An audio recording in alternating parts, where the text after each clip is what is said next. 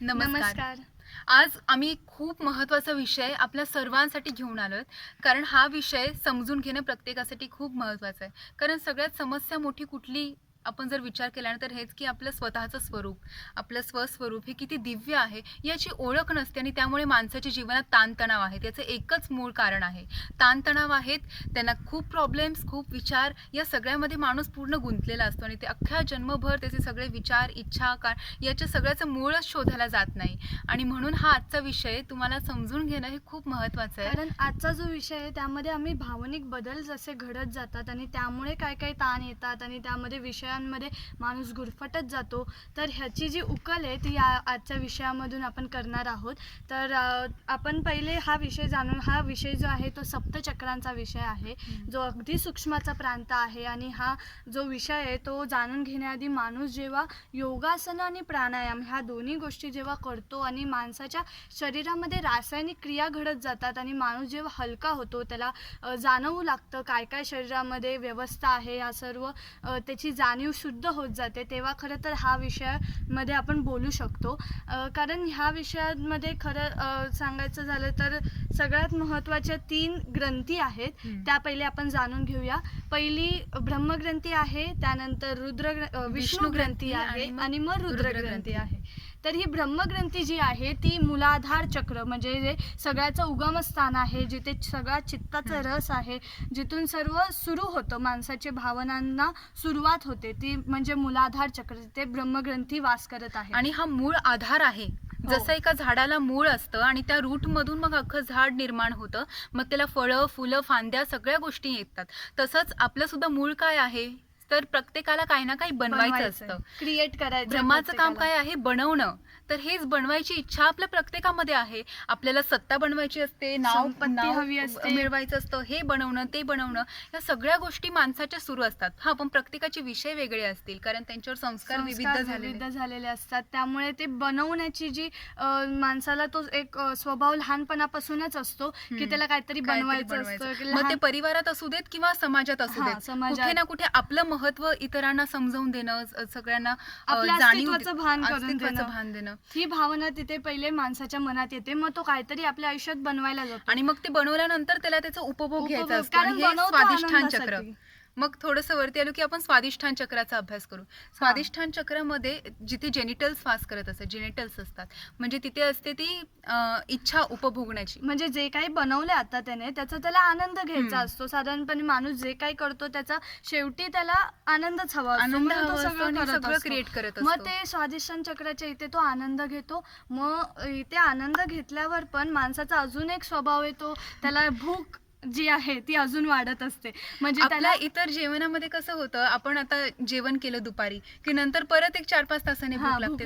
तसंच माणसाचं मनाचं पण तसंच असतं. म्हणजे त्याने काही जरी बनवलं, त्याचा आनंद घेतला की त्याला थोड्या दिवसांनी किंवा थोड्या महिन्यांनी म्हणा परत भूक लागते आणि त्याला वाटतं की आता माझ्याकडे थोड्या दिवसांनी पण आणि थोड्या क्षणांनी पण. कारण माणूस आता आनंदी दिसेल आणि त्याला परत इच्छा उठेल की आपण हे करूयात, असं करायचंय, हे बाकी आहे, ते बाकी आहे, परत ते दुःख आलं. म्हणून सुख जवा पाडे दुःख पर्वत एवढे, अशी परिस्थिती सगळीकडे. आणि तिथे ते मणिपूर चक्र आहे. आणि हे केव्हापासून तुकाराम महाराजांनी केव्हा सांगितलं, म्हणजे हे सगळी सायन्स टेक्नॉलॉजी सगळ्यांनी प्रगती केली, पण माणसाचं चेहऱ्यावर जे हसू पाहिजे, मन जे प्रसन्न पाहिजे, ते काय मात्र तेव्हापासून आतापर्यंत तीच परिस्थिती टिकवता आली नाही. सायन्स कितीही वाढलं तरी ती प्रसन्नता टिकवता आली नाहीये. त्यामुळे आता काय होतं, ते 3 चक्रांमध्येच माणूस एवढा गुंतलेला असतो की तो मणिपूर चक्र, म्हणजे जिथे भूक आहे ना, मणिपूर चक्र, मूलाधार, स्वादिष्ठान आणि मणिपूर, या 3 चक्रांमध्ये माणूस त्या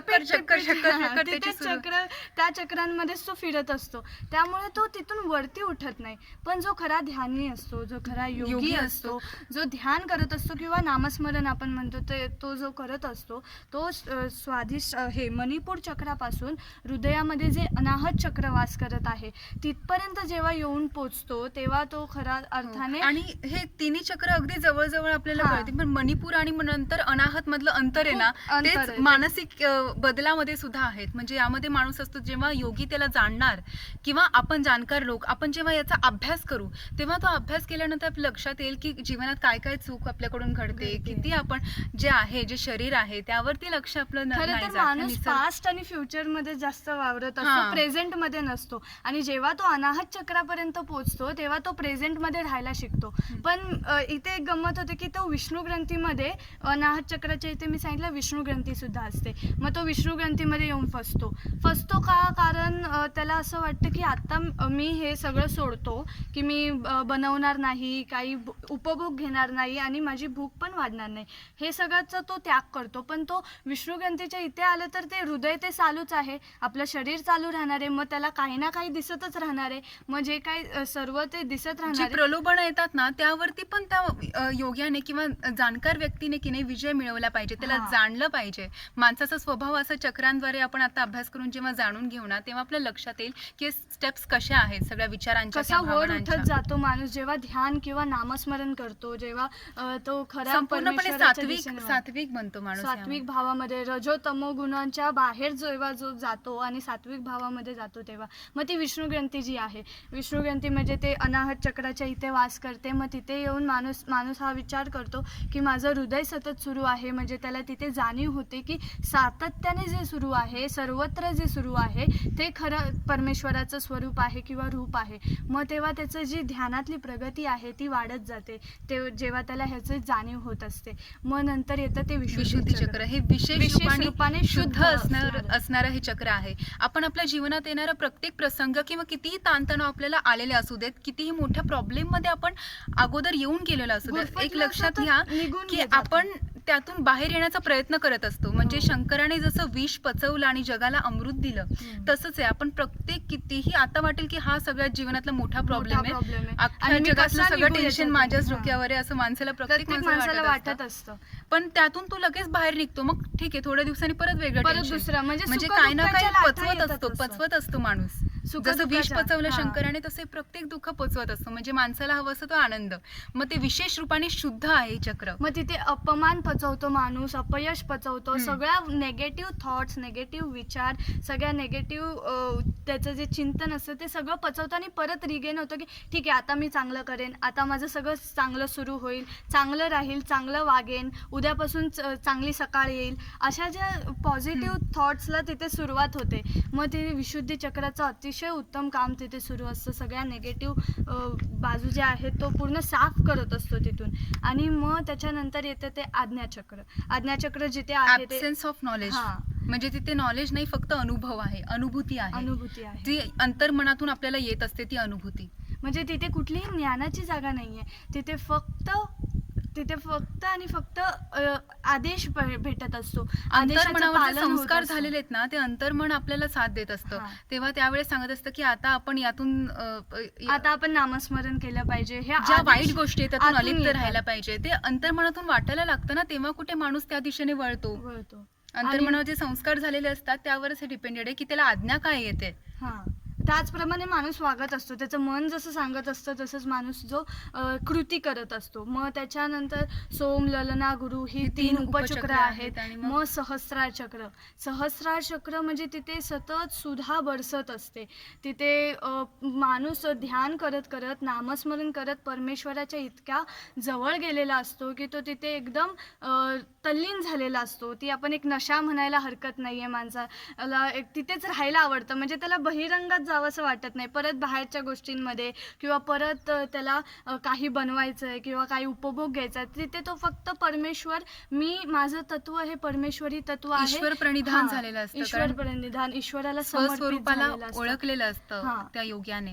आणि त्याच्या अगोदर सुद्धा आपण म्हटलं तर रुद्रग्रंथीचा अभ्यास सुद्धा आपण हो. केला पाहिजे. कारण रुद्रग्रंथी जिथून सतत विचार येत विचार असतात आहेत. आपल्याला. ते तर खरं ऊर्ध्व मूलम आहे आपलं. ऊर्ध्वमूळ आहे. ऊर्ध्वमुळे जसं मी म्हटलं ना मगाशी झाडाला पानं फुलं सगळी फुटतात, तसंच विचारामधून या कृती वगैरे इतर गोष्टी सगळ्या, त्याची विचार- फळं, त्याची रिॲक्शन्स, या सगळ्या गोष्टी नंतर येतात. पहिले विचार, म्हणून हे ऊर्ध्वमूळ आहे. विचार पहिले विचार येतो आणि मग कृती घडते, ऍक्शन, आणि देन त्याची रिॲक्शन. म्हणून इथे सद्गुरू लागतात की आपण विचार काय करतोय यासाठी सद्गुरू लागतात. सद्गुरू जसं कृष्णाने सुदर्शन चक्राने सगळं याचा नाश केला.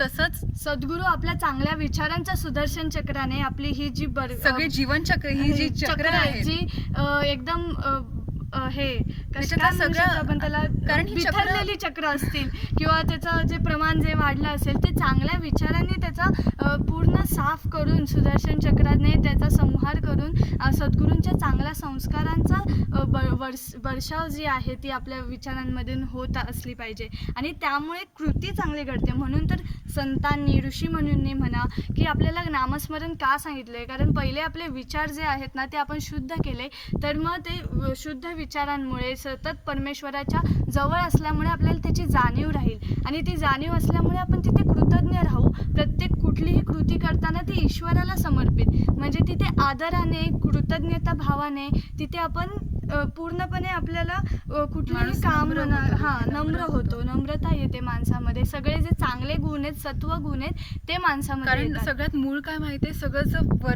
वरची लेअर म्हणजे तो मीपणा अहंकार संपायला पाहिजे. कारण मी म्हणता अख्खं जीवन जातं पण तो मी सापडतच नाही. आणि तत्वमसी हा सगळ्यात मोठा शोध आहे जो ऋषीमुनींनी लावलेला आहे. तत्वमसी म्हणजे ते स्वरूप तूच आहेस. तत्त्वम असी म्हणजे तूच आहेस. तर याचा अनुभव म्हणजे हे ध्यान करून आपण जे या सगळ्या चक्रांवरती अभ्यास करत जातो. आणि हा जो अभ्यास आहे तो जर केला माणसाने तो प्रत्येक जीव जो आहे तो सुखी होऊ आणि शकतो, हे समाधानी होऊ शकतो. सुरुवातच फक्त करायला पाहिजे. कारण हे मानवी देह हा एवढा मोठा चमत्कार आहे आणि तो प्रत्येकाकडे आहे.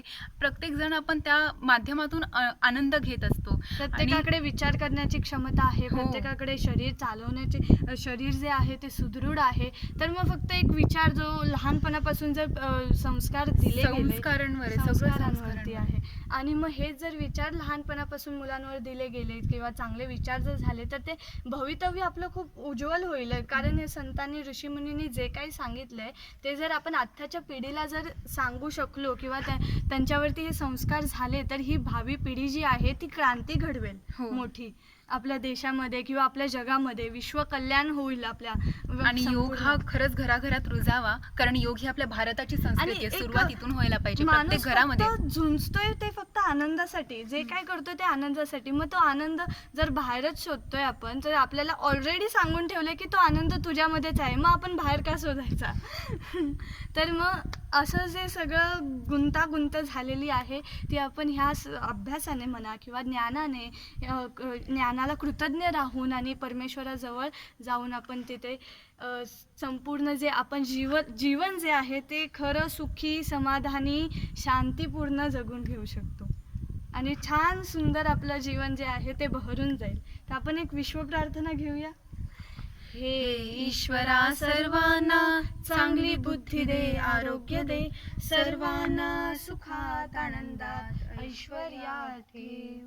सर्वांचं भलं कर, कल्याण कर, रक्षण कर आणि तुझे गोड नाम मुखात अखंड राहू दे.